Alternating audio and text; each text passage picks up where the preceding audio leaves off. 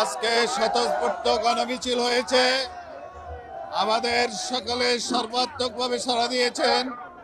ইনশাআল্লাহ এতে প্রমাণ করে আমরা যে প্রতিশ্রুতিগুলো দিয়েছিলাম সেই প্রতিশ্রুতিগুলো ভোলাবাসীর প্রাণে দাগ কেটেছে।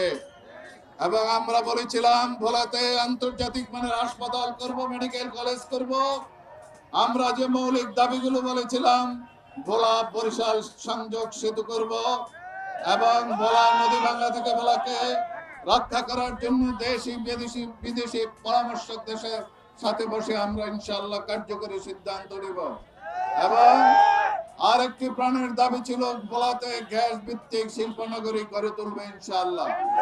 এই সকল মৌলিক দাবিতে মানুষ আস্থাশীল হয়ে ভোলাবাসী, ভোলার একের যারা জনসাধারণ আছে তারা আজকে স্বতঃস্ফূর্তভাবে মিছিলে অংশগ্রহণ করেছে।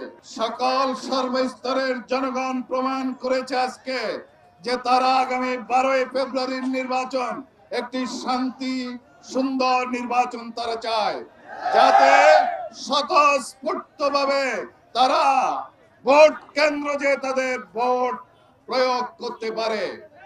এবং আমি এই গণমিছিল থেকে সকলকে সতর্ক করে দিতে চাই, যারা নির্বাচনের পরিবেশে বিঘ্ন সৃষ্টি করবে, ভোট কেন্দ্র দখলের পায়তারা করবে, ইনশাআল্লাহ জনগণ তাদের অধিকার রক্ষার জন্য প্রয়োজনে তাদের বিরুদ্ধে সংগ্রাম করবে।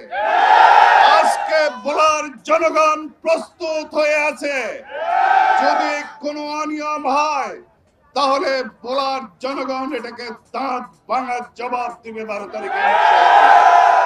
আমি প্রশাসনের কাছে, সরকারের কাছে আমি জোর দাবি জানাচ্ছি, ভোলা 1 আসনে যে সুন্দর পরিবেশ আছে সেই পরিবেশ যেন আগামী নির্বাচনের শেষ পর্যন্ত থাকে।